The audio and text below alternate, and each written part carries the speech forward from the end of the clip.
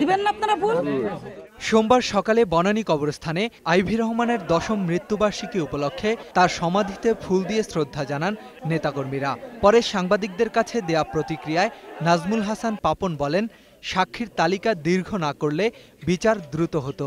আম্মাকে নিয়ে ফেলে রাখা হয়েছে, ৬ ঘন্টা কোনো চিকিৎসা দিতে পারিনি আম্মাকে, তো ওখানে কোনো সহযোগিতা তো তখন পাইনি। তার মানে একটা জিনিস প্রমাণ হয়েছে এই কয়দিনে যে আসলে এটার সাথে সরকারের একটা অংশ সরাসরি জড়িত ছিল। এদিকে ঢাকা বিশ্ববিদ্যালয়ের ছাত্র শিক্ষক মিলনায়তনে ছাত্রলীগ আয়োজিত ২১শে আগস্টের আলোচনা সভায় আইনমন্ত্রী বলেন, বিএনপি জামাত জোট সরকার গ্রেনেড হামলার অনেক আলামত নষ্ট করায় রায় আসতে বিলম্ব হচ্ছে।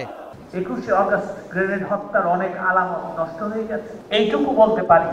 ২০১৫ সালের ডিসেম্বর নাগাদ এই মামলার বিচারিক আদালতের রায় আমরা পাব।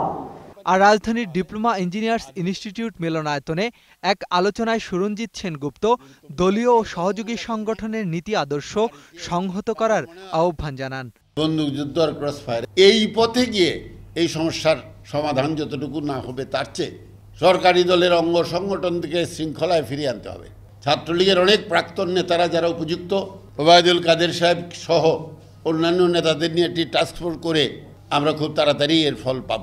এছাড়া ঢাকা রিপোর্টার্স ইউনিটিতে অপর আলোচনায় ডক্টর হাসান মাহমুদ বলেন, ২১শে আগস্টের মামলায় খালেদা জিয়া ও তারেক রহমানের বিচার না হলে ন্যায় বিচার প্রতিষ্ঠা হবে না। এই নারকীয় হত্যাযজ্ঞের জন্য তাদেরও বিচার হবে।